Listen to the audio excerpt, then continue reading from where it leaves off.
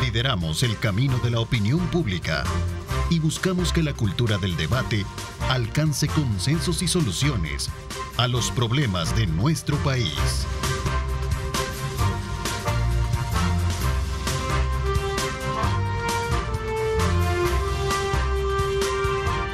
Bueno, ¿qué tal? Buenos días, El Salvador, ¿cómo están? Qué placer enorme saludarles. Gracias por acompañarse de nuestra señal desde muy tempranas horas de la mañana, Telenoticias Megavisión. Luis Amayoa, Luis Ernesto también, gracias por la información que nos proporcionan a esta hora de la mañana y en continuidad precisamente a todo el quehacer de la actividad política, económica y social de nuestro país. Vamos de inmediato a lo que es precisamente a conocer temas importantes de país y sobre todo cuando se trata de poder analizar y poner en perspectiva el rol de las instituciones del Estado frente a este clima político electoral que se nos avecina y particularmente con motivo de las elecciones del próximo año. Así es que desde ya les invito a que nos acompañen. Esta mañana quiero darle la más cordial bienvenida al doctor Enrique Anaya. Él es abogado constitucionalista, con quien vamos a hacer un repaso precisamente sobre la actividad política electoral desde el punto de vista de la legalidad y otros aspectos que tienen que ver con el trabajo que se está llevando a cabo en el país desde la Administración de Justicia. Doctor, bienvenido, qué gusto tenerlo esta mañana de día lunes. Muchísimas gracias. Muchísimas gracias, Ernesto. Casi de madrugada, pero todavía ya salió el sol, así que ya podemos.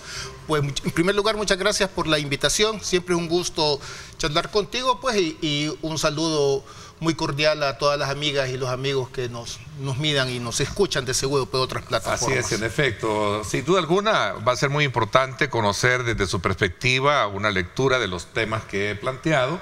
Teníamos días de no conversar sobre ello. Yo creo que voy a comenzar primero preguntándole cuál es su perspectiva, cuál es su opinión con relación al clima político electoral y vamos a entrar también en la especialidad suya, que es la parte jurídica de lo que está pasando en el país. Sí, mira, en primer lugar, yo creo que voy a llamarle extravagancias salvadoreñas, digamos, con este proceso electoral, ¿no? En primer lugar, vemos que aunque ya está abierto el pedido de propaganda electoral, es que como que no pasa nada, ¿va? No vemos vallas, no vemos rótulos, no vemos propaganda en las redes, o quizás una cositilla por allá, ¿va? Como que no estuviéramos, o sea, no se siente ese ambiente, digamos, electoral, ¿va? Tengo entendido, pues, que pues todos los partidos o todos los interesados de participar se andan haciendo, como le llaman ellos, en territorio, pues, trabajo territorial, sí. En algunas comunidades, pues, pero no es la cosa alegre, ¿verdad? No se ve la algarabía, ¿verdad? De campaña que la historia nos ha mostrado. Sino que, pues, reunidos en un hotel, ¿verdad? Unos más chiquitos, otros más grandes, ¿verdad?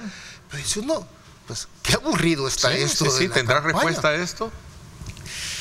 Yo creo que dos consideraciones. Una es, primero, digamos que los partidos políticos que se le llama de oposición,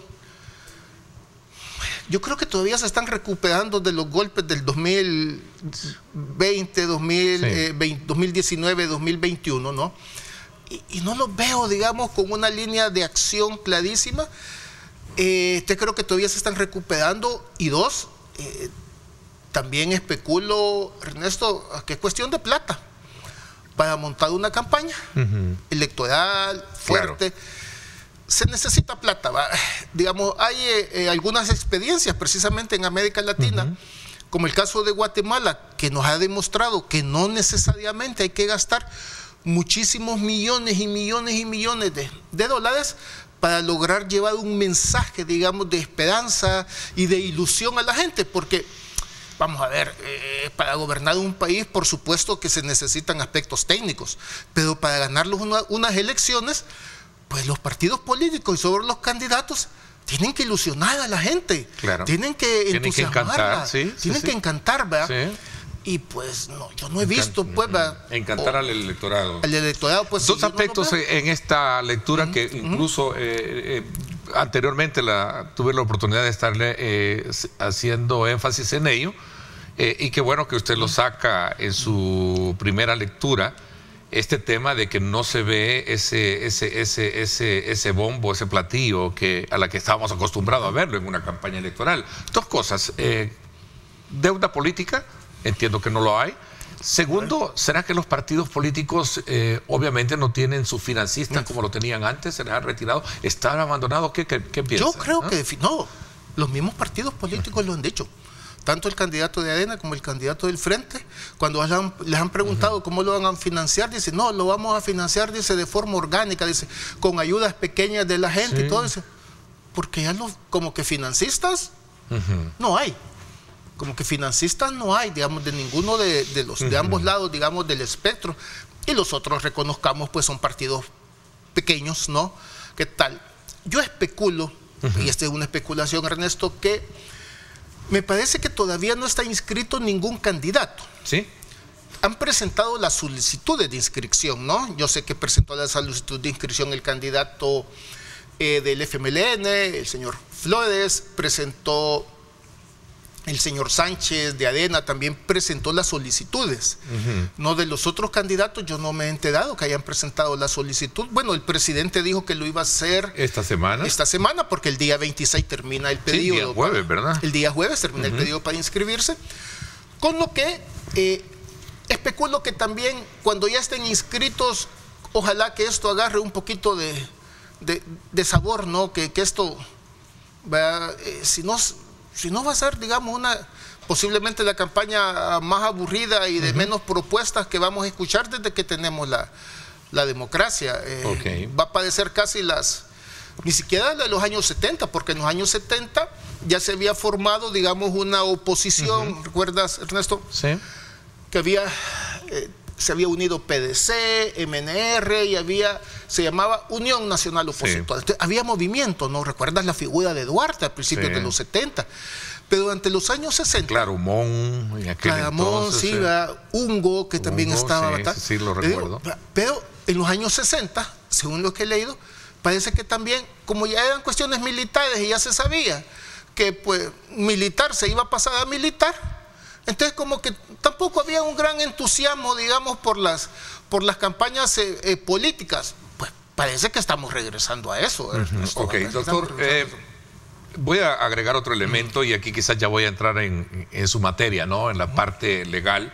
¿Será que también predomina el desánimo digamos, de los candidatos presidenciales en vista de la ventaja que lleva la popularidad, ¿verdad? Y la aceptación que muestran las encuestas electorales con relación a la decisión de inscribirse y correr por un periodo electoral al presidente Nayib Bukele, que fue avalado precisamente por la sala a partir de la habilitación que dio en esta sentencia? Mira, dos cositas. Primero, yo espero que los candidatos no estén así desanimados, pues, porque eso sería como decir, voy a boxear, ¿verdad? Y me voy a subir al ring, pero voy a estar sentadito, ¿verdad? No puedes. O sea, y aquí la sorpresa puede existir. Solo vemos el ejemplo tan cercano de este año de Guatemala, ¿no? Con Bernardo Arévalo y el movimiento Samía. Eran en sexto o séptimo lugar en las encuestas y quedó en segundo lugar para la primera vuelta y ha ganado con más del 60% para la segunda vuelta. Dices tú, espérame, o sea, digamos, la gente puede tomar... O sea, en política no hay nada escrito. Yo no creo que haya nada escrito. O sea, aunque es un mal ejemplo, pero bueno, lo mismo sucedió hace casi 3 años en Perú con el expresidente Castillo, ¿no? Un profesor de unas montañas, de la sierra, como dicen allá en Perú, ¿no? Todo. Que salía pues en los videos que él andaba, que daba clases en la escuela y que él andaba dando la tierra y todo. Y de repente hace ruido y saca como punto de campaña un lápiz porque él era profesor, iba a darle educación. Y el lápiz se hace famoso y la gente vota por él, Ernesto. O sea, siempre pueden haber sorpresas, Ernesto. Así que yo espero que los candidatos no hayan... no se rindan antes de... Por supuesto, antes de entrar. Si no, ¿cuál es la gracia, digamos, de entrar? Digamos, esto es una competencia. Y hay que, como yo digo... hay que bajarse hasta que termine la pelea. Antes no hay... O sea, aquí no se toca de bajar, así que yo supongo que no. Yo supongo que han de ver algunas estrategias, Sí. tú, digamos, para hacerlo más cerca. El problema es que, ¿sabe que antiguamente me decían que en estos países, me decía, el problema que las campañas políticas lo hacen bien fuerte al inicio, me dice, como para colocar la imagen, y al final ya no tienen plata, me dice. Pues quizás Siempre hoy han esperan aprendido, como el momento, ¿no? pues quizás hoy han decidido, no, pues me voy a esperar mejor los últimos 2 meses y vamos a ver, hoy en día con las formas de comunicación, Ernesto, en 2 meses has hecho famoso a alguien. Claro. En A 2 ver, meses has hecho concatenando un famoso. poco la pregunta, le decía que la actual sala habilitó precisamente la inscripción del presidente actual para buscar una posible reelección dependiendo del resultado, como se dé. Viniendo de una sala que, si no mal lo recuerdo, recojo un poco elementos de juicio que en su momento usted emitiera en otros medios, donde hablaba de una sala que tenía un pecado original, una sala, por cierto, espuria. No me recuerdo si ese fue lo que usted ese mencionaba. vocablo. ¿Sí? Utilice. Sí, por supuesto. Vamos a ver, o sea, y Cuénteme eso, un poco sobre claro, ello. Mira, ahí no nos engañemos. El 1 de mayo del 2021, el primer día de la actual legislatura, ¿no? Cuando Nuevas Ideas, la primera decisión de ellos es cesar, destituir, cesar, podemos llamar, separar de sus cargos a los 5 magistrados propietarios de la Sala de lo Constitucional y nombrar, y te soy franco, a mí no me gusta, como constitucionalista, no me gusta reconocerle la calidad, digamos, de magistrado a las personas que ese mismo día en la noche designaron. ¿Por qué? Porque el cese de los magistrados legítimos, Ernesto, se hizo con violación de todas las normas posibles, con violación de la Constitución, con violación de tratados internacionales sobre derechos humanos y con violación del Código Electoral, con violación de la Carta Democrática Interamericana, por todo. ¿Por qué? Vamos a ver, bien es cierto que la Asamblea está constitucionalmente autorizada a destituir magistrados, está autorizada a destituir magistrados. Pues ella elige, ¿no? Ella elige, no, pero que elija no significa que pueda destituir. ¿Sí? Eso depende de cada país, ¿sí? ¿No? Eso depende de cada país. Yo te voy a dar un ejemplo. ¿Sí? Digamos, en Alemania, el Congreso alemán, no, el Bundestag, elige a los magistrados, pero solamente lo pueden cesar el mismo tribunal para darle mayor independencia. Pero en fin, en El Salvador, la Asamblea Legislativa sí puede destituir. Ahora bien, Ernesto, lo puede hacer única y exclusivamente por causas previstas en la ley. Las causas deben ser graves y debe ser previo procedimiento garantizando el derecho de defensa de los afectados. Si tú no haces eso, esa cese es totalmente ilegal. Y te comento, esto no es primera vez que se hace en América Latina, se hizo en Ecuador, se hizo en Bolivia, se hizo en Venezuela, se hizo en Perú con Fujimori, y hay al menos 7 sentencias de la Corte Interamericana de Derechos Humanos, ¿no?, que señalan cuáles son los requisitos y cuáles son los pasos y cuáles son los motivos para cesar a un magistrado de Corte o Sala Constitucional o de la Corte Suprema de Justicia. Puede ser muy peculiar. Lastimosamente, el sistema interamericano de derechos humanos es lo más lento quizás en el mundo. Hay que entender que es el tribunal con menos tribunal internacional con menos presupuesto en el mundo, pero tarda en resolver, Ernesto, de 10 a 12 años. Entonces aquí, por ejemplo, la vez pasada se hizo pública una nota periodística, antepasada, ¿sí?, donde 2 de los magistrados cesados, el licenciado Carlos Sánchez y el licenciado Avilés, han presentado sus denuncias ante la Comisión Interamericana, porque ese es el mecanismo. Y te apuesto que la Comisión Interamericana, hace 2 años ya, sí, la Comisión Interamericana va a resolver, va a decir que si hay violación, se lo va a mandar a la Corte Interamericana y la Corte Interamericana después va a condenar a El Salvador. Pero te imaginas, dentro de 10 años, ya esto, a saber qué habrá pasado en el país, y lo único que van a decirle a los magistrados es que les paguen todos los 8 años de sueldo que dejaron de recibir. Eso es lo que va a ordenar la Corte Interamericana. Pero es evidente que ese cese fue totalmente violatorio de todo. Pero además de eso, como dicen, para poner la cereza el pastel, las 5 personas que designaron se hizo sin procedimiento. ¿Por qué? No estaban en ninguna de las listas del Consejo Nacional de la Judicatura, ni en la votación de los abogados, ni en la lista del Consejo. Y por supuesto no se hizo el procedimiento que señala el mismo reglamento interior de la Asamblea Legislativa, que dice que cuando vamos a elegir un magistrado se va a nombrar una comisión, o puede ser la misma comisión política o una comisión ad hoc, para que entreviste a las personas, ¿no? No se hizo esto tampoco. Entonces definitivamente no, el cese de los magistrados legítimos y la designación de estas personas que, dicho jurídicamente, están usurpando los cargos, todavía para terminar de cerrarlo, el mismo 1 de mayo del 2021, los magistrados legítimos emiten una resolución que, por supuesto, todos los que nos dedicamos a esto la alcanzamos a bajar, porque ya después la quitaron del sitio web de la Corte, donde declaran ellos que la destitución de ellos es inconstitucional.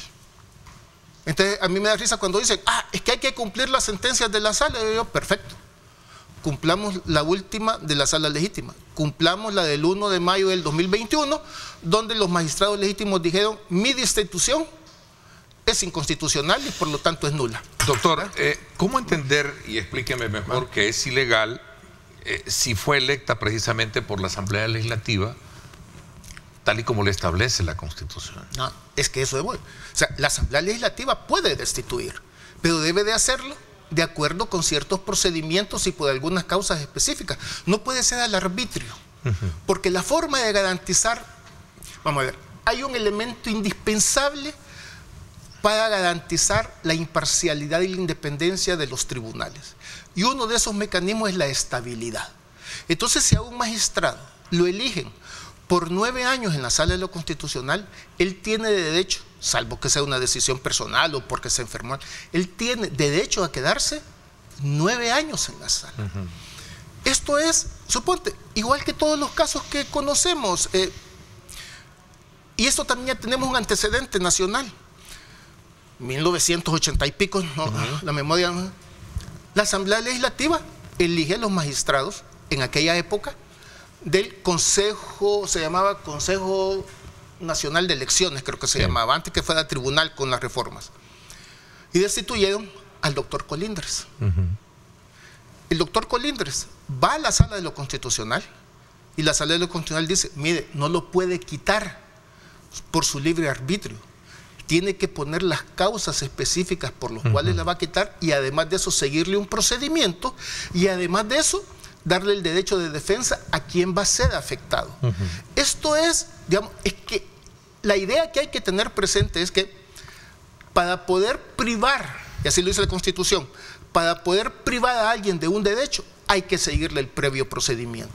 Y sabes, si te quiero mencionar otro caso, mira, durante la administración Calderón Sol, al primer superintendente que nombró el doctor Calderón Sol fue un señor Orlando de Sola. El señor Orlando de Sola hace una resolución que no le gusta a la presidencia y lo quita. ¿Qué es lo que hace el señor Orlando de Sola? Se va a la Sala de lo Constitucional y la Sala de lo Constitucional le dice, no lo puede quitar por el libre arbitrio. Tiene, aunque usted tenga como presidente el derecho a nombrarlo y a destituirlo, debe decir las causas por las cuales la quita y además de eso, previo procedimiento. Eso no se hizo. Si eso no se hizo, ese nombramiento es ilegal. Una vez recuerdo instaurada esta nueva sala, la que usted califica de ilegal, yo le hice una pregunta, en este caso a varios juristas, colegas suyos, y les decía, bueno, y entonces, ¿quién legitima a esta sala? Y una de las respuestas que me dieron en primera instancia fueron el resto de los miembros de la Corte Suprema de Justicia, los 10 restantes que al día siguiente se reunieron en Corte Plena y dieron por sentado toda la situación. Sí, no, pero un elemento de juicio. El segundo, ¿cómo entender entonces que aquellos que manejan una postura crítica de esta elección también han recurrido a la misma sala a interponer sus recursos? Entonces, sí, no, pero ¿de qué estamos hablando? Sí, no, pero yo creo, ¿sabes? Que no, eso no significa de ninguna forma, digamos, tanto la actuación de los restantes 10 magistrados, ¿no? Que ya vemos que las investigaciones periodísticas dicen que también fueron amenazados, ¿no? Que el secretario de jurídico de la presidencia se fue a meter a la Corte Suprema de Justicia, ya me imagino cómo, pero no tengo pruebas, pero tampoco tengo dudas.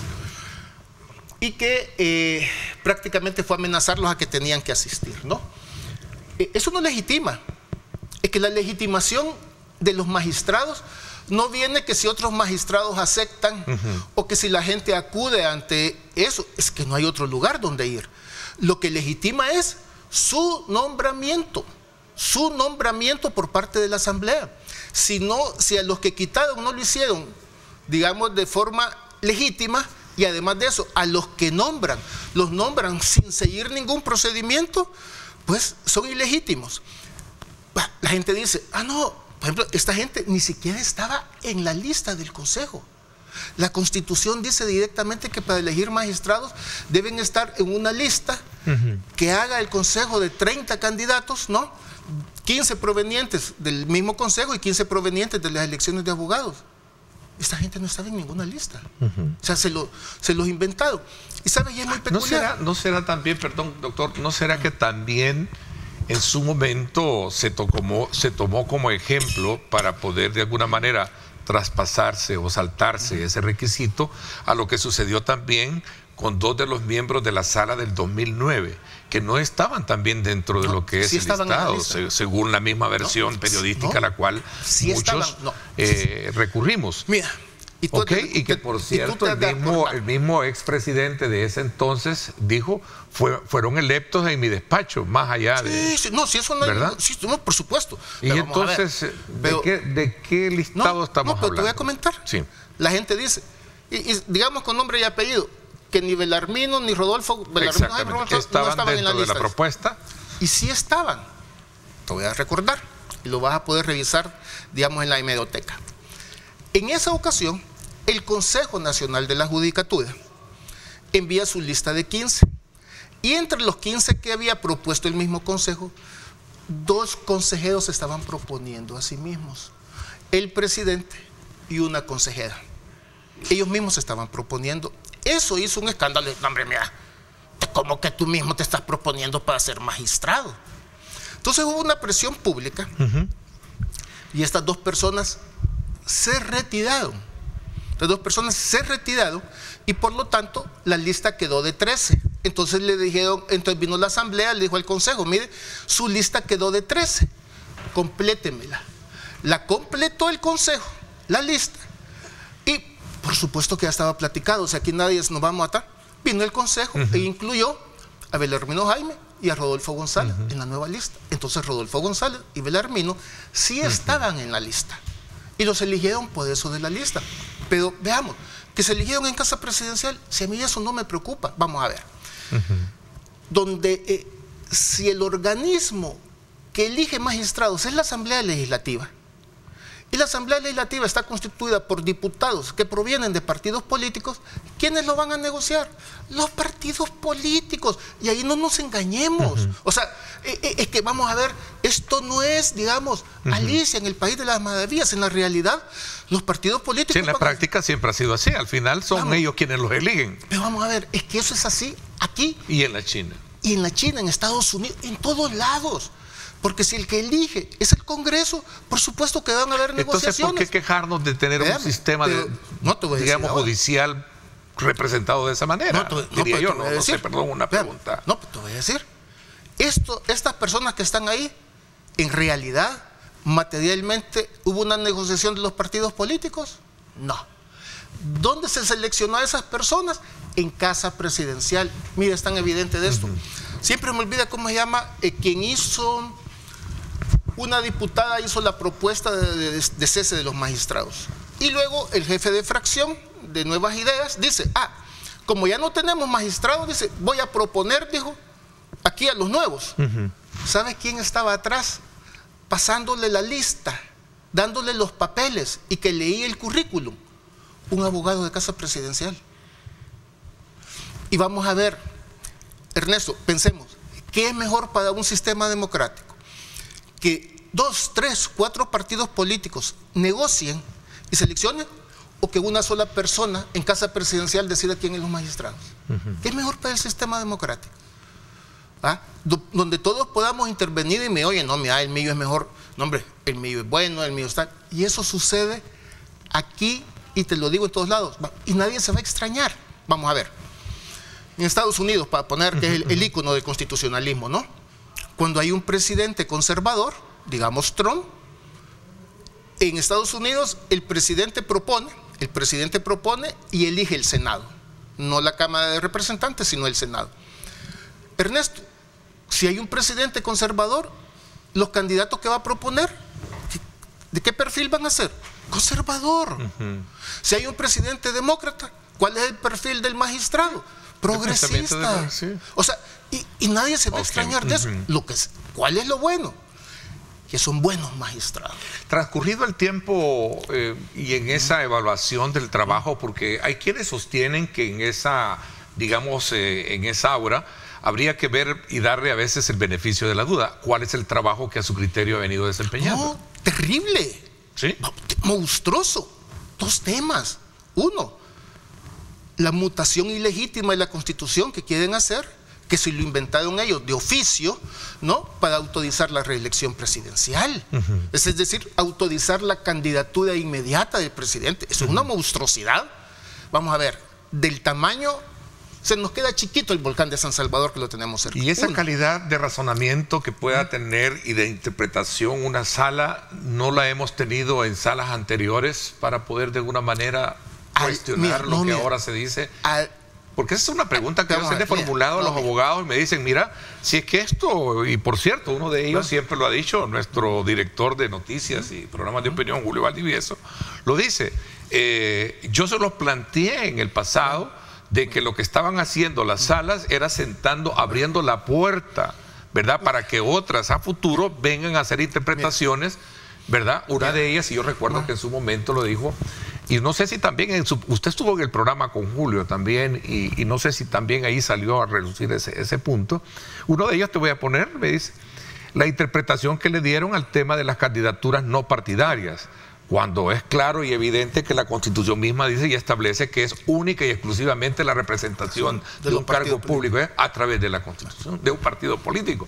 Uno, solo para sentarte un ejemplo. Así no, y podrían haber varios. Vamos a ver. La Constitución, y siempre esto lo hemos discutido con Julio, una Constitución, Ernesto, necesariamente se interpreta. O sea, eso es inevitable. ¿No es el caso de ahora entonces al darle esta habilitación? Hay cosas distintas, mira. Y esto de las interpretaciones lo ha hecho todas las salas de lo... Es que es inevitable. O sea, tú tienes un texto y los textos, o sea, no puedes sumar, digamos, ¿qué es interpretar? Es descubrir, no inventarse, es descubrir el significado de los artículos, descubrir el significado de las disposiciones, ¿no? Pero no se trata de inventárselo. Entonces, ¿qué es lo que sucede? ¿No? ¿Qué es lo que sucede? Cuando se interpreta, hay un límite. El texto, el artículo, lo que está negro sobre blanco, ese es el límite. Luego tenemos, mira, te voy a poner un ejemplo para que la gente no lo recuerda, ¿va? Porque no genera mucho ruido. La Constitución dice que toda persona a quien se le impute un delito se va a considerar inocente. Entonces, ¿qué sucedió en 1992? En la administración Cristiani. Como digo, mira, esta es una ley del IVA, esta es una ley administrativa, no penal. Entonces decía, toda persona que incumpla esta ley se presume culpable, pusieron. Y sabes que una persona que no era abogado dijo, esto está malo, porque la Constitución dice que se va a presumir inocente. ¿Y sabes qué dijo la sala? Mire, ahí donde dice delito, para proteger mejor los derechos de las personas, ahí donde dice delito, vamos a entender ahora infracción. Entonces, eso necesariamente se hace, pero insisto, hay límites. O sea, lo que no puedes hacer, vamos a ver, los tribunales, las salas constitucionales son guardianes de la Constitución, pero no son los dueños de la Constitución. No todo cabe en la Constitución. Y si en el sistema constitucional salvadoreño 7 artículos prohíben la reelección, venir a decir, jalado de los pelos y deformando todo, que eso es que si hay derecho a presentarse a una segunda candidatura inmediata, es un absurdo. A ver, pero de nuevo, ¿no es esto una facultad que usted mismo me reconoce esta mañana una facultad interpretativa que le concede a una sala, sí, independientemente si esta esté equivocado. Aquí viene, claro, pero yo me acuerdo que el razonamiento que en su momento hicieron, alguien decía, pero es que aquí después de Dios somos nosotros los que tenemos la... esas son frases, pues esas son frases locas, Sí, fuera de lugar, pero sentaron un precedente de lo que ahora se vive. Eso te digo, son frases, digamos, tal. Igual que les decían en los 2009, les decían los Cuatro Fantásticos. ¿Por qué dicen esa ridiculez? Es más, nunca entendí quién era la mujer invisible de estos cuatro, les digo yo. O sea, mira, qué bien. Pues sí, o sea, eso te digo, ves, sale en tal, o sea, cuestiones periodísticas, tal. Sí. No, mira, hay límites. O sea, tú lo que no puedes hacer es que a través de la interpretación digas lo contrario a lo que el texto dice.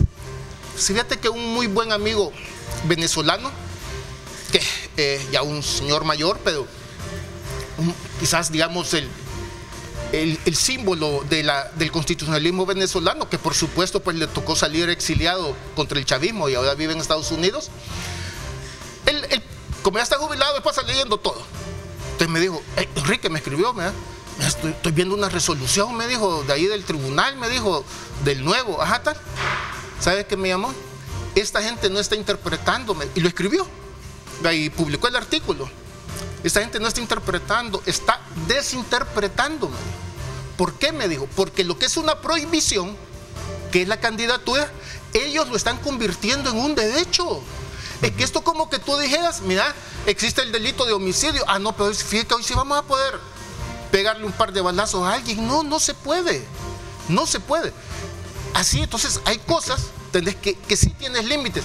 Además de eso, mira, es que a mí hay un artículo que viene de 1841 que me encanta, que dice que el periodo presidencial es de 5 años, comienza y termina el 1 de junio, y quien está en el cargo, dice, no puede permanecer en el mismo ni un día más. Ni un día más. ¿Qué interpretación le vas a hacer a eso? Imagínate, si dice ni un día más, son 5 años, y te dice ni un día más. O sea, ¿qué vas a interpretar? Yo recuerdo, quizás para cerrar un poco el ciclo de dónde parte esta resolución o esta sentencia, ¿no? Con relación al tema de la Sala de lo Constitucional, y recordando un poco el pasado, de donde valía mucho el criterio que imponían. Yo recuerdo que incluso cuando se colocaron para la sala del 2009, la impugnación de los dos magistrados de los que hablamos, la misma sala o el resto de la Corte en su momento declaró sin lugar esa petición, ¿no? No, pero declaró sin lugar si quiere conocer del caso. Y te voy a decir por qué. Digo, por el hecho de, regresando un poco a la... Te comento cuál fue el error del litigio estratégico. Y yo me acuerdo que dijeron ellos que no se podía quedar el país sin corte. Es que te voy a decir por qué. ¿Es cierto o no? No, pero sí, eso sí se resolvió, pero te voy a decir cuál fue el error de las personas que lo plantearon. ¿Qué tal? Mira, que lo plantearon contra los 4, de un solo. Si hubieran ido 1 por 1, pero si la planteas contra los 4, son 5, y la planteas contra los 4, ¿quién va a conocer? Fue un error, digamos, estratégico judicial. Vamos a hablar de esto. Y un poquito más, ya pasando a leyendo un poco ya de forma puntual, ya este otro escenario de la, digamos, sentencia, o resolución que habilita. Resolución, ¿no? Porque es una sentencia, resolución. No es sentencia. Perdónenme un poco, digamos, la jerga. No, esa es la jerga. Es de la especialidad de ustedes, pero igual, ¿no? Me corresponde un poco. Bueno, perdón, sí es una resolución, porque las sentencias también son resoluciones. Es resolución es género, sentencia es especie. Interesante. Vamos a seguir hablando de esto. En unos minutos, son las 7:05, pausa y regresamos con más. Gracias por estar con nosotros.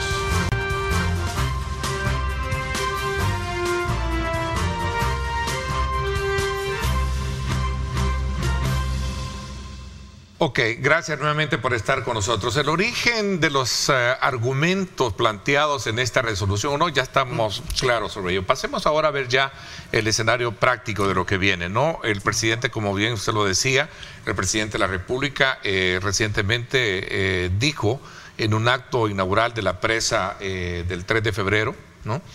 decía de que para esta semana tiene previsto adaptarse y cumplir el requisito de inscribirse en el Tribunal Supremo Electoral previo al cumplimiento del calendario que establece que el día jueves es el último día. Aquí hay una serie de preguntas: si el presidente va a renunciar, va a pedir permiso. ¿Cuál es la lectura que alrededor de todo eso puede dar, desde la perspectiva de usted como abogado constitucionalista? Los escenarios pueden ser muchísimos, Ernesto.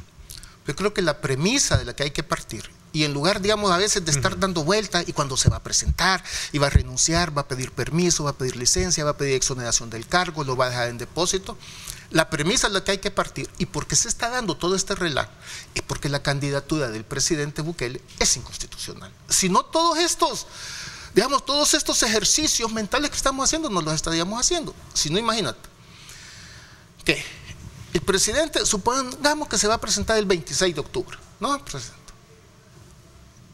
Que él va a continuar siendo presidente y va a ser candidato. O sea, ahí ya tenemos la primera distorsión. Él está ocupando todos los recursos del Estado, digamos, para potenciar su imagen, y te lo voy a decir. Por eso le preguntaba, o va a tener que renunciar, va a tener que pedir una licencia o depositar el cargo. Te comento. La Constitución no prevé nada al respecto, porque lo que está previsto es que no puede haber reelección. Entonces, por eso es que no está previsto nada de esto. De cualquier cosa va a ser inventada, porque como lo que está previsto es que no va a haber reelección, entonces todo esto de que si renuncia, si pide licencia y todo va a ser inventado. No está ni en ninguna constitución ni en ninguna ley, simple y sencillamente porque el diseño de la Constitución es que no puede presentarse él como candidato. Aun y cuando ha sido habilitado por la Sala de lo Constitucional, que es el máximo organismo intérprete de la ley en el país. Pero no nos perdamos de vista que es un tribunal ilegítimo. Podrá ser para alguien como también porque he conversado con otros y me han dicho todo lo contrario. No sé, ¿no? Pero esto es, digamos que alguien va a un partido de fútbol. Sí. Y entonces dicen, no, usted mira. va a ver la barra que va a decir que jugó bien y el otro va a decir que jugó mal. Espérate, pero van a decir, el dueño de la pelota y todo, señores, como mi equipo tiene que ganar, le vamos a poner, ¿cómo se llama? Al portero del equipo contrario le vamos a poner una máscara para que no vea. Y a los delanteros del equipo contrario les vamos a amarrar un pie con el otro, a ver cómo juegan. Porque cuando tienes un tribunal, vamos a ver si esa gente de empleada de casa presidencial, o sea, si es el absurdo, digamos. Vámonos al tribunal. ¿Qué rol, qué papel usted visualiza que va a llegar a tener el Tribunal Supremo Electoral? Especulo que va a haber. Uno, que el presidente se va a presentar e inscribir. Vamos a ver qué decisión, ya vamos a hablar del Tribunal Supremo Electoral.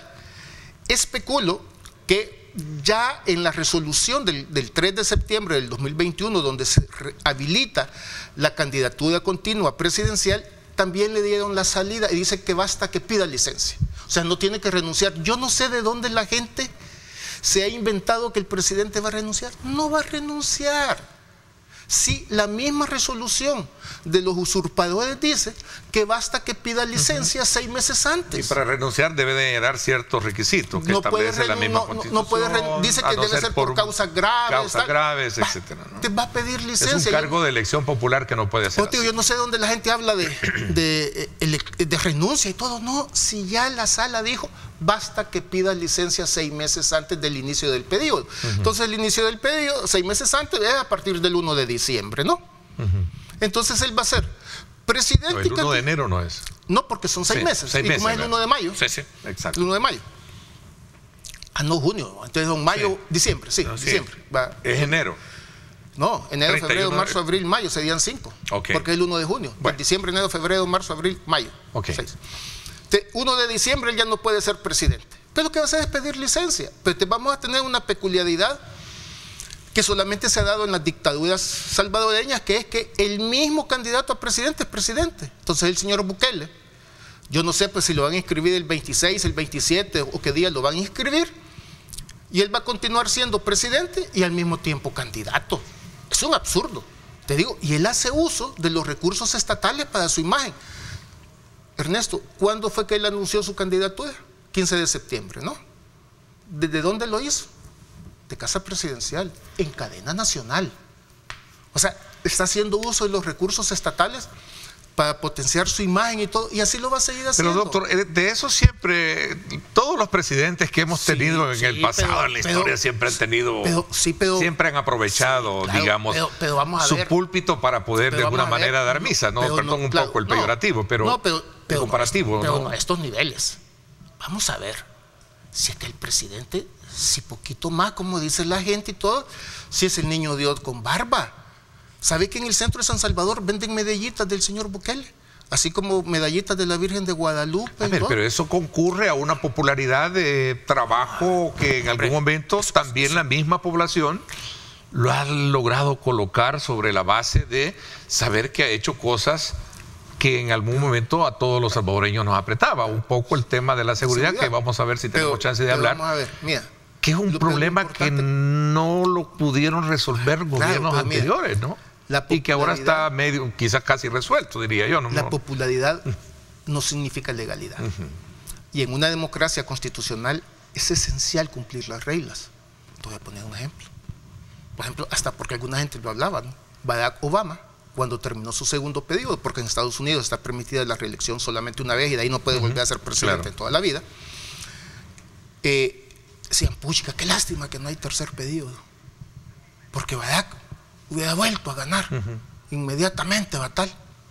No hay pedido. ¿Qué piensa de la popularidad del presidente entonces? ¿Cree que es ficticia o mira, no es real? Yo creo, yo especulo que debe ser real. Por supuesto, no a los niveles eso del 98%. Eso de esas cosas del 98 y todo solo aparecen en las dictaduras africanas. O sea, o en Rusia o en China. En Cuba también. Digamos, sí, pues el presidente es muy popular. Yo creo que efectivamente tiene mucho de construcción a través de propaganda, pero mucho también, que es lo que te decía al inicio, Ernesto, de la ilusión de la gente de decir, ay, no importa. Es que no importa, digamos, si viola la Constitución, si viola todo, pero me cae bien, tal. ¿Sabes que yo le tengo mucho más respeto a la gente que es honesta y que dice, no, hombre, mira, a mí la Constitución me da igual, a mí las leyes me da igual, lo que quiero es un hombre que mande y que sea un líder y todo? ¿Por qué? Porque como país siempre buscamos estos líderes carismáticos y todo, ¿no? Mira, Venezuela. Él es el resultado de lo mal que hicieron los políticos y los partidos anteriormente. Y entonces también hay un hartazgo también, ¿no? Mira, Argentina, con Milei, alguien totalmente. Bueno, se van a segunda vuelta ayer, ¿no? Se van a segunda vuelta, pues te digo, pero mira, Argentina, mira, Venezuela, mira, Bolivia. Bueno, Venezuela se acaba de someter también ayer también a primarias, ¿no? Y ganó Marina Cocha, ¿cómo se llama? Pero ¿cómo se llama? No puede, pero supuestamente está inhabilitada, ¿no? Para poder participar. Va a ser un problema.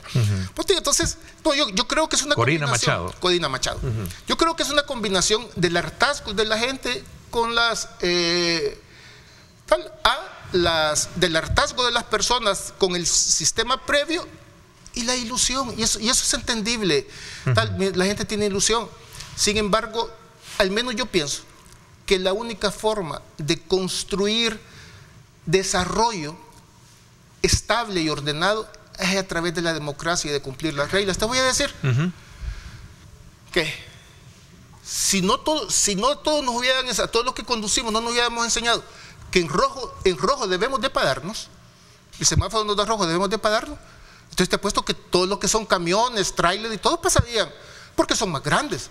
Hay que cumplir las reglas. No hay encuesta que nos dé por favorito si él se inscribe y reúne los requisitos de ganar las próximas elecciones. Sí, pero sabes que yo, como soy creyente, yo pienso que el tiempo de los milagros no ha terminado. Y hay que decirle a la gente que no debe votar. ¿Su esperanza radica en que él no puede ganar? Pues, sí. Digo yo espero que la gente, por ejemplo, ¿te imaginas? Las miles de personas detenidos ilegalmente, personas que han muerto en los penales. O sea, vamos a ver, el responsable último de todo eso es el presidente. No son excesos. ¿Para qué quiero de presidente a alguien que ordene, digamos, que las personas las detengan sin orden judicial? ¿Para qué quiero un presidente que ordena que a las personas las torturen. El responsable de eso es el señor Bukele. Yo no quiero ese presidente, por más popular que sea. Y lo que te decía de los usurpadores que ocupan los cargos en la sala de lo constitucional, hay miles de procesos de habeas corpus y no lo resuelven, miles. Eso sucede como fue en los años 60. Insisto, a todo el trabajo de imagen le antecede una popularidad basada en hechos que históricamente en el país no fueron resueltos y que a lo mejor es producto del hartazgo de la gente. Uno de ellos es precisamente el tema de la seguridad, siendo enfático en ello, ¿no? Sí, por supuesto, pero vamos a ver. ¿Y qué acaso es indispensable para este mundo y para El Salvador Nayib Bukele? ¿Por qué no ponen de presidente? Y yo no creo que en Nueva Idea no exista otro candidato, ¿no? ¿Y por qué no ponen a Félix? ¿Y por qué no ponen a, digamos, a Ernesto Castro? O no sé quién más, a Mario Durán. Porque ese personalismo es lo que es terrible, mira. Y no tenemos que irnos lejos, ¿va? Podría decirte historias desde Rusia, China y África, ¿va? Pero veamos las experiencias. Mira, el problema es que si el señor Bukele se reelige, van a reformar la Constitución en abril para que la siguiente legislatura la pueda ratificar y hacer una nueva Constitución. Y entonces van a decir, mira, los periodos previos no se cuentan, ahora son de 6 años y hay reelección inmediata. Entonces el presidente está buscando garantizarse al menos 22 años en el cargo. ¿Sabes que ninguna dictadura en el país ha durado tanto? La más larga fue la de Hernández Martínez, que duró 12. Y las dictaduras, Ernesto, el problema, amigas, amigos, es que las dictaduras es una condena para la miseria, para las personas. ¿Cuáles son los países más pobres de América continental? Venezuela y Nicaragua. Saco otro elemento en honor al tiempo que ya se nos está agotando, o se nos agotó, es su lectura frente a este nuevo modelo de elección de gobiernos municipales y también legislativos que se da en este mismo contexto, ¿no? Sí, no, ese es un mecanismo, digamos, de una estrategia electoral que seguramente pues sus propios estudios demoscópicos habían demostrado que podían no obtener el mismo número de diputados. Que no es de ahora, porque todos los gobiernos han estado en el pasado. Sí, ¿no? pero es que lo han hecho tú de una forma totalmente irregular, sin estudios. ¿Sabes que habían estudios de cómo poder reunir municipios y todo? Pues, pero aquí lo han hecho totalmente como una estrategia electoral. Y sabes, antes de, ya pues el tiempo, antes de agotarme todo, va a ser interesante a ver qué hace el Tribunal Supremo Electoral esta semana. Cerramos, concluimos un poquito sobre esa base. ¿Cuál es el tribunal tiene un gran reto jurídico sobre ese tema? Sí, por supuesto. El Tribunal Supremo Electoral está obligado a 2 cosas. En primer lugar, los 4 magistrados propietarios que anunciaron que iban a cumplir con la espuria resolución del 3 de septiembre del 2021 deben de abstenerse. Y si no, que alguien lo pida y recusarlos. ¿Por qué? Porque ellos ya adelantaron criterio. Y 2, y te comento, ¿quién debe conocer de esa recusación? La Sala de lo Contencioso Administrativo. Y 2, la obligación, no digo potestad, facultad, la obligación del Tribunal Supremo Electoral, sea que conozcan los propietarios, sea que conozcan los suplentes, es no inscribir al señor Bukele. El artículo 235 de la Constitución dice que todo funcionario, antes de tomar posesión del cargo, promete bajo su palabra de honor cumplir y hacer cumplir la Constitución, no obstante cualquier decreto, ley o reglamento que la contradiga. Ok, el tiempo se me fue. Quiero agradecerle, doctora Anaya, por habernos acompañado esta mañana. Sin duda alguna ha sido interesante conocer desde su perspectiva. Lo hemos estado haciendo a lo largo de estos días, sobre todo también en el marco y el cumplimiento del calendario electoral, que prevé que para el próximo día jueves es el último día para las inscripciones tanto de diputados como también de fórmulas presidenciales. Gracias por habernos acompañado. Muchísimas gracias por la invitación. Aquí estamos siempre a la orden, Ernesto. Gracias también. Vamos a continuar conociendo la opinión de los diferentes actores que están en el quehacer de la política electoral hoy en día.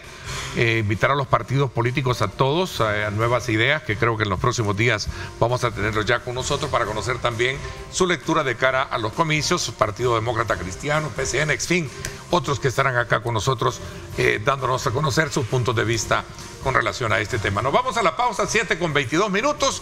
Gracias por estar con nosotros. Quédese.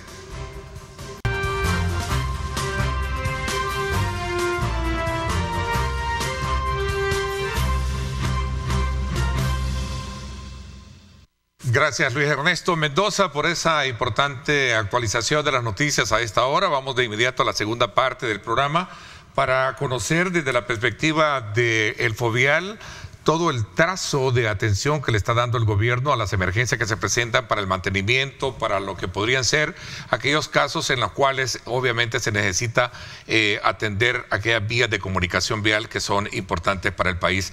Este día me acompaña acá el ingeniero Alexander Beltrán, a quien le doy la más cordial bienvenida. Él es el director ejecutivo del Fovial.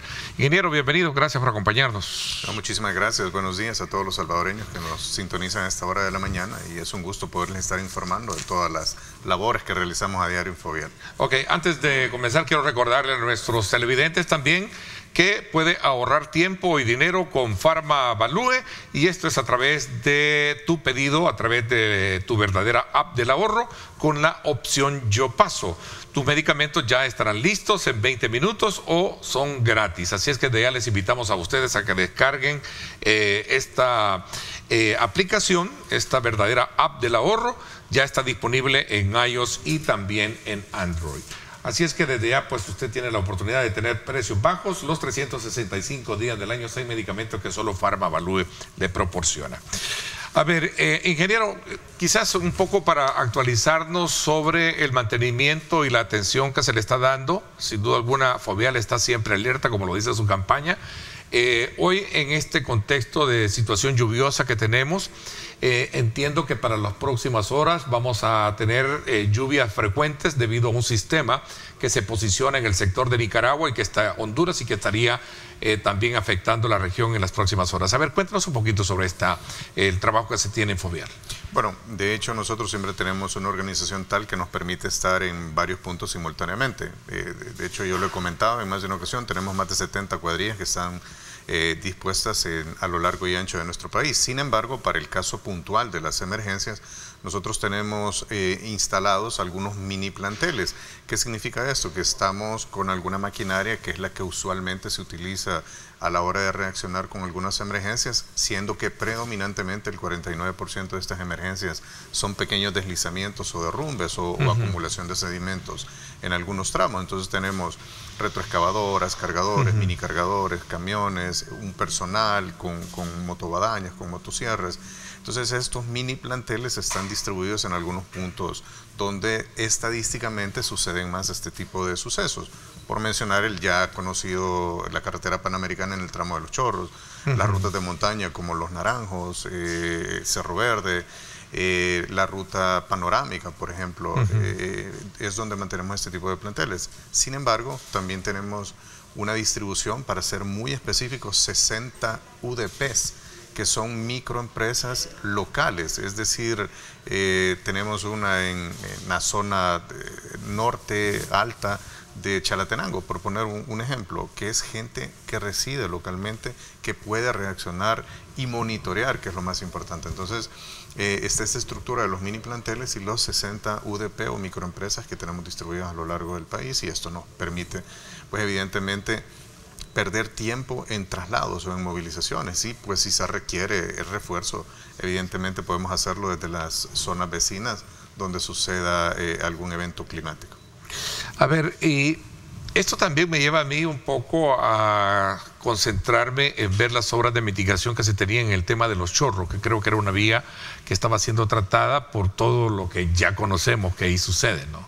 Es correcto. Bueno, dar la noticia que hemos finalizado los trabajos el pasado viernes en horas de la noche, bueno, madrugada del día sábado, y logramos estabilizar prácticamente 5 zonas bastante importantes. Aquí habíamos platicado en una entrevista anterior o en una plática anterior que habíamos estabilizado 3 taludes. Sin embargo, nos dimos a la tarea por algunas fallas que se vieron, particularmente de afloramiento de agua. Nos dimos a la tarea de poder intervenir 2 taludes adicionales, los cuales, pues como lo menciono, han finalizado en su totalidad. A partir del sábado nosotros volvimos a realinear o a recolocar los separadores de concreto que están dividiendo ambos sentidos, y hemos normalizado. Ya ahora damos paso ya a las obras del Ministerio de Obras Públicas, que entiendo que en esta semana se van a materializar algunas obras ya en el lugar. Ya nosotros nos retiramos como Fovial y solo nos quedamos monitoreando, ¿verdad? Nuestra tarea es el mantenimiento, estar vigilando que estos taludes tengan un comportamiento adecuado. De hecho, hemos tenido muchas llamadas de personas y de usuarios que nos dicen, mire, sale agua por los tubos, pero es justamente la función. Sí. El lanzado de concreto va acompañado de barbacanas, que son esos tubos que tiene cualquier talud, y en estos fluye agua, está aflorando. Como especie de que vienen a oxigenar o a... Exacto, es un drenaje. Lo que pasa es que en la parte alta de la montaña, lógicamente se absorbe agua, ¿verdad? Y el agua muchas veces se acumula al centro de la montaña o en algún lateral, y esta cede por el peso del agua. Entonces justamente la función de estas barbacanas o estos drenajes es estar evacuando el agua. Así que con toda normalidad no hay por qué preocuparse, esto es totalmente normal. Ya nosotros a partir de este día nos quedamos estrictamente monitoreando, realizando algunas tareas de limpieza ahí en el sector y revisando que estas barbacanas o estos drenajes funcionen adecuadamente. Muchas veces acumulan material fino o suelo fino y esta se obstruye. Entonces nuestra tarea es estar desasolvando o limpiando esas tuberías para que trabaje como debe. Esto está considerado como una mega, digamos, como obras de alto riesgo, de mitigación, trabajos de mitigación de alto riesgo. Digo por el hecho de que entiendo que este año se han ejecutado obras de gran valor, ¿no? Lo hemos hecho. Los Chorros tiene una condición bastante especial porque es una de las carreteras más transitadas, es la carretera panamericana y es una de las vías principales de acceso a la ciudad proveniente de Occidente. Entonces el riesgo de trabajar en una zona donde hay un flujo vehicular de esa magnitud, pues constituye un riesgo, ¿verdad? Y lamentablemente tiene de alguna manera que afectarse parcialmente el tráfico en algunos momentos. Constituye un riesgo. Hemos realizado también obras en otros sectores. Por ejemplo, hay una obra de mitigación bastante importante que es en el Bálsamo, por ejemplo, en la zona de Soyapango, en la cual ya llevamos un 82% a la fecha, donde ahí colapsó una caja que es un drenaje bastante importante y que se ha reconstruido y se entregará un puente ya en condiciones que está triplicando el área.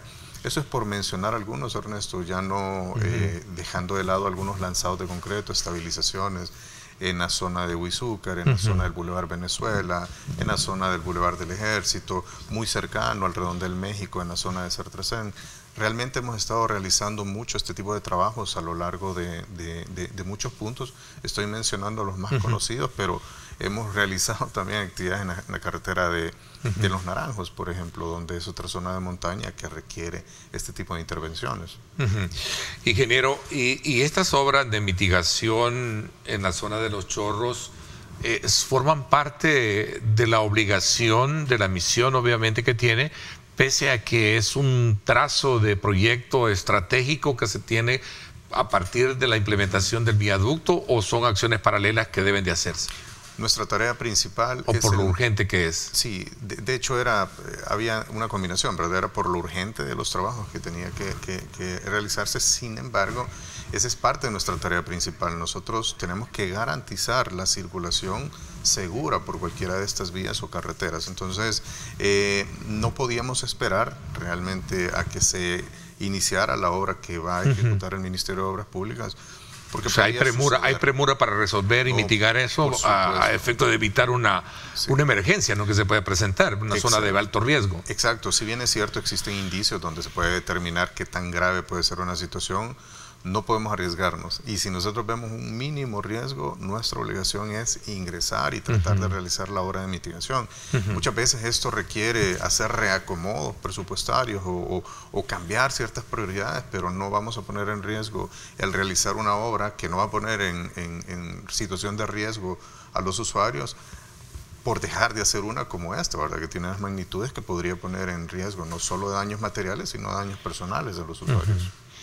A ver, a propósito de Los Chorros, tenemos un mensaje que nos envía un televidente a esta hora de la mañana y dice de la siguiente manera: señor director, su ayuda, por favor. 300 metros antes de la entrada del Turicentro Los Chorros, en la vía hacia Occidente, hay un pozo sin tapadera que representa un grave riesgo para automotores y peatones.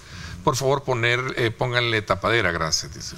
No. Bueno, este es un tema que también subyace a lo que se conoció anteriormente, de que como que hay quienes se roban las tapaderas, ¿no? Es correcto, es correcto. Bueno, en este caso puntualmente, antes, hace unos 45 minutos, tenía una plática con el ingeniero residente que tenemos destacado ahí en la zona y me confirmaba que este problema fue resuelto, que se colocó en horas de la mañana, tarde del día domingo, así que creería que este reporte de la tapadera pues ya fue resuelto.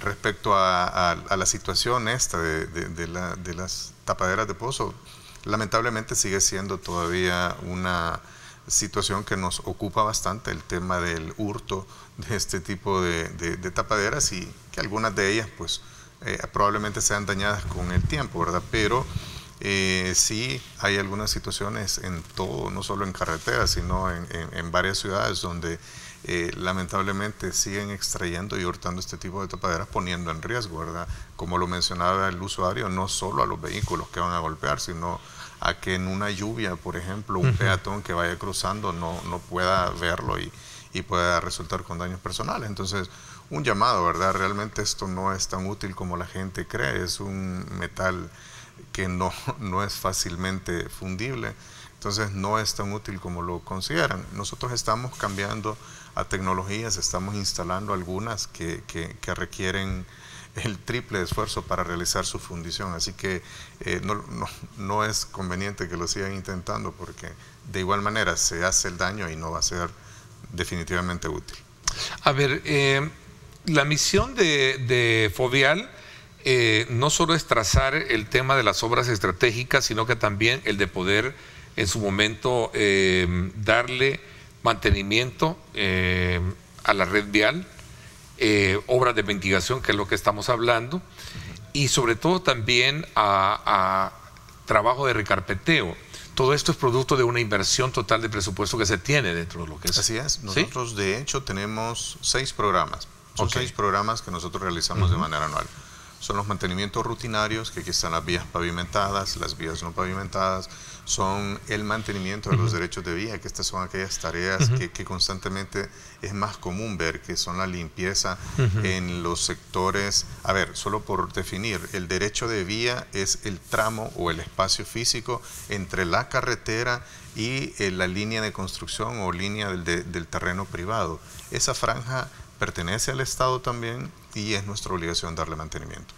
Ese es el tercer programa. Luego tenemos un programa de señalización y seguridad vial, tenemos un programa de puentes y obras de paso, y tenemos uno muy importante que es el mantenimiento periódico.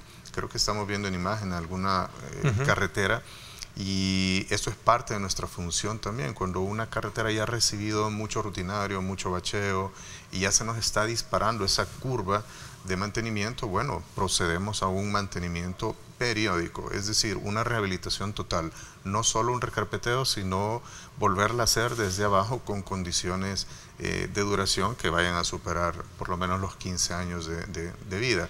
Tenemos mucha red vial en nuestro país. Hablamos de bacheo, recarpeteo y rehabilitación. Y rehabilitación, entre otras obras, ¿verdad? Pasos, señalización, obras de paso, drenajes. Y tenemos una muy importante que ya se nos... la Asamblea Legislativa, a través de un decreto, nos confiere ya la facultad de poder construir. Entonces ya Fovial, desde hace un poco más de 2 años, pues ya nosotros podemos no solo hacer mantenimiento, sino construir también vías y hacer obras nuevas. Todo en el ramo de la infraestructura. Así que tenemos realmente facultades bastante interesantes que nos permiten ir en pro del desarrollo. Ok, tengo otra pregunta. Dice, hola Ernesto, pregúntele a su invitado cuándo repararán la autopista a San Martín, San Rafael Cedros, que está muy deteriorada, dice. Así es, bueno, está considerada dentro de la inversión justamente de lo que mencionaba, de los mantenimientos periódicos. Esta vía data aproximadamente su última intervención de reconstrucción por el 2003, recuerdo, por ahí, y esta está considerada en algunos tramos. De hecho, está en 2 fases, no necesariamente el tramo de San Martín al desvío de Hilo Vasco, sino justamente del desvío de Hilo Vasco, conocido como San Rafael Cedros, hasta el ingreso a San Vicente. Este es el primer tramo que intervendríamos en el primer o segundo trimestre del próximo año, y luego nos iríamos al otro tramo, que es el que menciona el televidente, entre San Martín y el acceso o el desvío a Hilo Vasco, conocido como San Rafael Cedros. Ok, a ver, tengo otra pregunta. Buenos días, pregúntele a su invitado cuándo trabajarán en la carretera de Polorós a Monteca. Okay. Tenemos, y todas las calles de Polorós, dice también, ¿no? Sí, tenemos actualmente un diseño que es justamente el diseño de ingeniería del tramo que nos menciona el televidente, y muchas veces nosotros requerimos o recurrimos a este tema de diseño por una simple y sencilla razón. No siempre la solución a un tramo de carretera va a ser el colocar una carpeta, sino muchas veces necesitamos los estudios de impacto ambiental, topografía, hidráulico, hidrológico, para evitar que este deterioro sea prematuro. Así que estamos en etapa de diseño y próximamente anunciaremos la etapa ya de ejecución. Estaba revisando datos sobre el trabajo o los programas de mantenimiento vial que tiene Fovial. Mantenimiento rutinario, periódicos, puentes, horas de paso, mantenimiento. Hablamos de varios millones. Así es. ¿Podríamos considerar que es una de las mayores inversiones que se está haciendo el gobierno en materia de toda digamos, red de construcción y mantenimiento de calles? Vamos a hablar de eso cuando regresemos, porque están pidiendo una pausa. Estaba viendo que 57.3 millones en el mantenimiento rutinario de vías pavimentadas. Así es. 37 en las no pavimentadas, 51 en el mantenimiento periódico. En fin, ya vamos a hablar un poquito de esa tabla que habla sobre cómo el gobierno ha hecho esta inversión mayor en carreteras en lo que respecta a los últimos gobiernos. Vamos a la pausa, no me cambie, regresamos.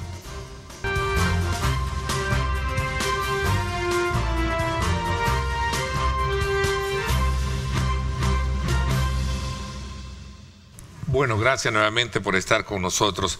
Hablando de la mayor inversión que ha hecho el gobierno en materia de rehabilitación, trabajo de bacheo, mantenimiento rutinario, de paso, obras, puentes, señalización, etcétera. Estamos hablando de una inversión grande, quizás considerada y en el comparativo de los últimos gobiernos, histórica, ¿no? Realmente sí. Tenemos una proyección, por ejemplo, para el año 2024 de aproximadamente 203 millones de dólares en inversión, y de esto pues ya la inversión real ya en obras supera los 161 millones. ¿Por qué menciono esto? Porque evidentemente tenemos gastos operativos y tenemos la dicha de ser una de las instituciones con menores gastos operativos en nuestro país. Nosotros generalmente estamos abajo del 5% del monto presupuestario, y esto evidentemente sirve para transporte, servicios, algunos servicios menores también que se contratan para el mantenimiento de instalaciones, entre otros, y pues esto nos permite de alguna manera ser muy eficientes con el tema de la inversión. Y el restante pues es el pago de obligaciones de préstamos que ya tenemos desde hace varios años, y esto nos permite invertir más o menos el 75% o más de nuestro presupuesto en la ejecución de obras. Como lo mencionaba, para el próximo año nosotros tenemos una inversión estimada de 161 millones de dólares, y esto se distribuye en los programas rutinarios, que son 57 millones, en los de vías no pavimentadas son aproximadamente 37 millones también. La inversión en derechos de vía, es decir, en la limpieza, desasolve, atención de emergencias, etcétera, de 5 millones de dólares.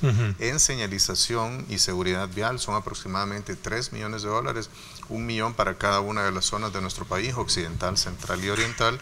Tenemos también en puentes y obras de paso una inversión proyectada de 7.35 millones para el próximo año, y para el mantenimiento periódico, como el caso que nos decían de San Martín al desvío de San Vicente, tenemos una inversión de 51.44 millones, y ahí totalizamos los 161.18 millones que tenemos destinados para el próximo año. A ver, Explíqueme un poquito esto sobre el mantenimiento del derecho de vía. ¿El derecho de vía en qué consiste? Estamos hablando de una inversión de $5 millones.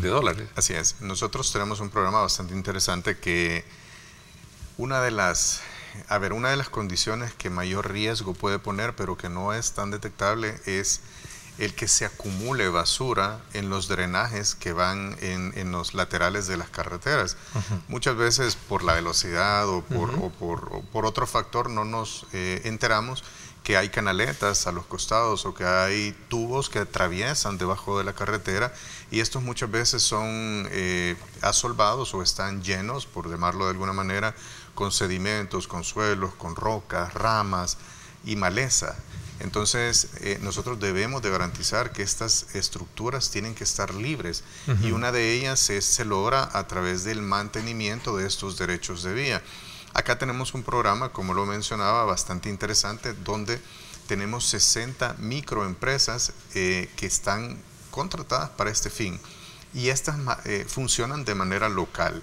Es decir que, por poner un ejemplo, si nos vamos a la zona de Huachapán, en la zona de La Echadura, por ejemplo, tenemos una microempresa que tiene una obligación. Ella tiene repartida una serie de rutas, las cuales son monitoreadas por otra empresa de supervisión, la cual está garantizando que se mantengan libres estas vías, y está cuantificando las cantidades de limpieza que estas desarrollan. Muchas veces lo vemos realizando chapeo, pero esa es una de las actividades, evitar que esa maleza crezca lo suficiente como para que pueda poner en riesgo de alguna manera. Entonces la obligación de ellos es mantenerla al ras, recoger la basura, retirar rocas u objetos que puedan poner en riesgo si un vehículo se sale de la vía, limpiar estos drenajes y desalojar todo esto que no debería estar en estos derechos de vía. Que aclaremos, estos derechos de vía son, por ejemplo, un redondel que no es una tierra que le pertenece al Estado, pero que debería estar en buen mantenimiento. O, por ejemplo, las bahías laterales, hombros, arriates, todos estos son considerados los derechos de vía, que no pueden ser o no deberían, en todo caso, de ser utilizados por nadie, ¿verdad? Porque son espacios que le pertenecen al Estado y que están hechos para que tengan una función, muchas veces la de tener una proyección de ampliación, por ejemplo. Entonces, este programa de derechos de vía es distribuido $5 millones en todo el año para distribuirlo entre 60 microempresas, lo cual nos garantiza el mantenimiento a lo largo de todo el país. Estamos hablando de una red casi de 7.278. ¿Sí? Así es, de los cuales 2.900 kilómetros de carretera. Toda esta inversión va precisamente para eso.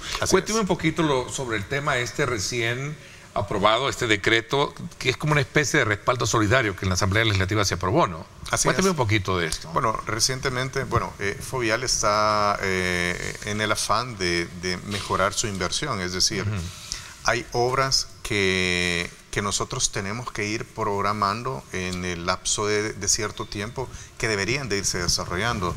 Sin embargo, entre más tiempo dejamos pasar esta obra que podría costar, poniendo cualquier ejemplo, $10 millones, si yo espero a que presupuestariamente podamos tener la disponibilidad financiera para poderla ejecutar, probablemente en 4 años que ya le toque el turno ya no cueste 10 millones, sino que va a costar 13 o 14 millones. Entonces, muchas veces esa es la necesidad de buscar financiamientos adicionales que nos permitan ejecutar la obra en este justo momento. Así que para ello la Asamblea Legislativa nos aprueba un respaldo solidario por parte del Ministerio de Obras Públicas. Y esto yo lo pongo como un ejemplo muy sencillo que tal vez solo lo quiero hacer de manera esquemática. Muchas veces cuando nosotros solicitamos un crédito bancario nos piden un respaldo solidario de un fiador o de un codeudor, que no necesariamente hace ver que no tengamos la capacidad de absorber una cuota, sino que es un respaldo, son condiciones que muchas veces ponen las instituciones financieras en el extranjero.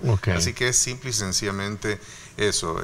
La Asamblea, pues, que es el ente que nos ayuda a regular el marco legal, valga la redundancia, nos apoyó con este nuevo decreto en el cual estrictamente nombra al Ministerio de Obras Públicas para que respalde solidariamente la posibilidad de créditos de aquí en adelante.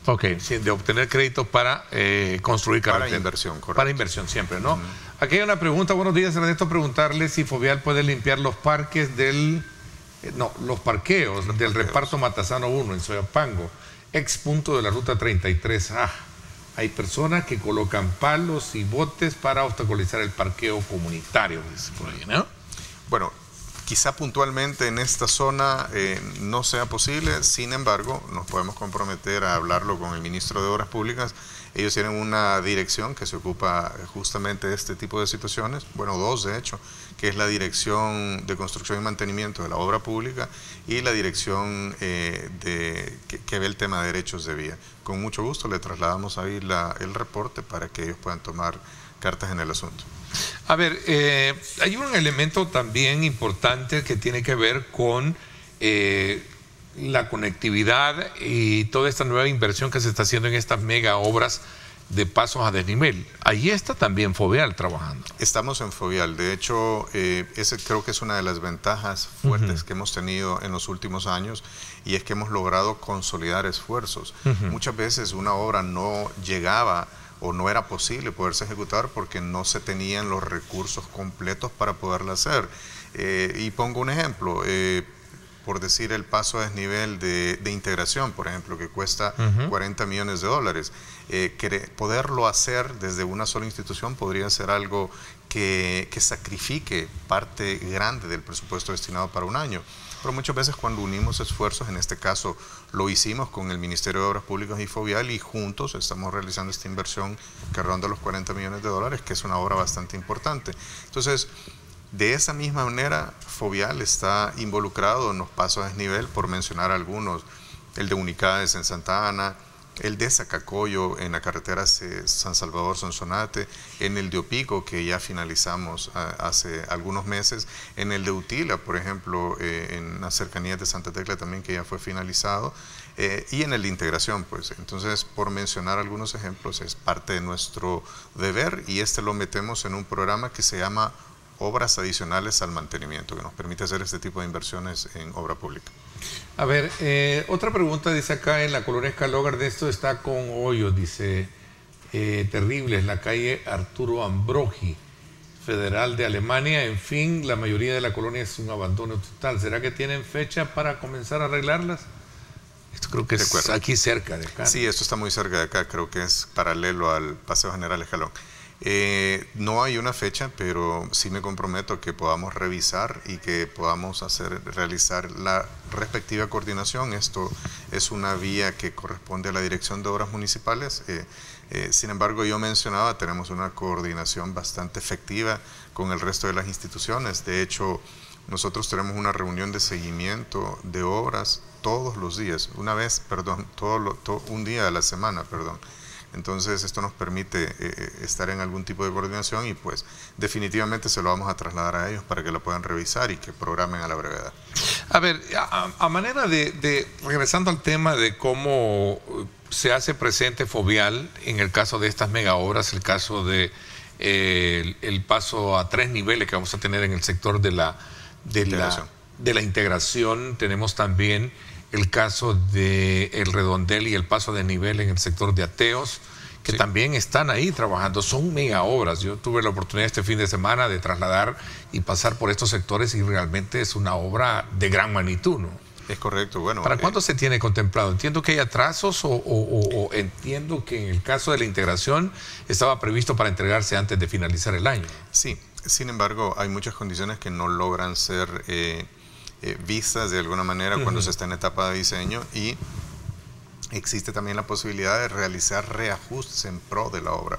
La ley nos faculta para que se puedan hacer modificaciones siempre y cuando éstas mejoren la condición del diseño original. Entonces, este ha sido el caso para ambos casos, perdón la redundancia, pero hemos tenido que realizar algunos cambios que van a mejorar el tema de la circulación, y es, por mencionar algunos, en la integración hay una zona de descarga de unas bóvedas que van a pasar por debajo, las cuales ya han sido finalizadas, y estas tuvo que proyectarse por lo menos una obra en 18 metros de longitud. Sí. Se tuvo que construir un muro de mampostería en una de las rampas de descenso del paso de desnivel de integración hacia Opico. Esto no estaba contemplado, pero esto va a dar un poco más de seguridad. Se prolongaron también algunas rampas de concreto que no estaban contempladas, Y en el caso de Zacacoyo, pues encontramos algunos nacimientos que no estaban contemplados de agua y tuvo que reubicarse las columnas porque no pueden alterarse este tipo de nacimientos, y se tuvo que hacer una modificación en el cambio, y eso pues nos alargó en un poco más de un mes. Así que, pero vamos en tiempo y es cuestión de ok, interesante sobre todo por conocer todo el trabajo que ustedes desarrollan en pro del mantenimiento de la red vial, ¿verdad? La habilitación de estas obras también de mitigación y otros aspectos de tramos importantes para la buena circulación. Gracias por habernos acompañado, ingeniero. No, muchísimas gracias a ustedes por la invitación y pues trasladar el mensaje a todos los usuarios que nosotros velamos, no hay un día de descanso, estamos los 7 días de la semana, 24 horas al día, para garantizar la seguridad y la transitabilidad a lo largo de nuestro país. Muchas gracias. Interesante por mi parte, esto es todo por hoy, quédese con nosotros, arriba mi gente, ya viene, ya está listo para poder llevarles, como siempre, a ustedes toda esa vibra positiva, de buena energía para toda la mañana, que usted la pase súper bien. Así es que arranque bien la semana, quédese con nosotros, que ya están listos los chicos talentosos de arriba mi gente. Por mi parte, esto es todo por hoy, pásenla bien y como siempre recuerden lo más importante, amar a Dios sobre todas las cosas. Lideramos el camino de la opinión pública y buscamos que la cultura del debate alcance consensos y soluciones a los problemas de nuestro país.